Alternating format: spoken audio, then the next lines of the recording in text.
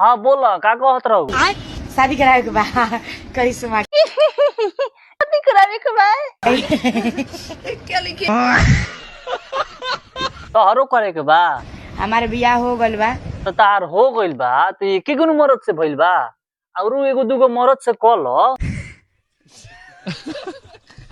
अब का करिए अगो कहाँ मतलब के लड़का खोजी। अरे तू बोला ना तारा कैसन लड़का चाही। तो हमरा देखिए एगो लड़का ना चाहिए पियकर टियकर ना चाहिए ना चाहिए नीमन सुसूल लिखल अच्छा खानदान नहीं हाँ जोन अपने माई बाप के करत अपना बहन के करत हो कोई इज्जत और कुछ ना। हेलो और मानदान कमाए वाला लड़का ई ना इन्हें पियला कोने ढिमला गइल ना। अरे ऐसन बात बा ना भौजी तो हमरा के तू माफ कर द। काहे से कि ऐसन भत्तार तारा मिली ना। काहे से कि ऐसन भत्तार बनावे वाला कंपनी पूरा बंद हो गई बड़ी सन।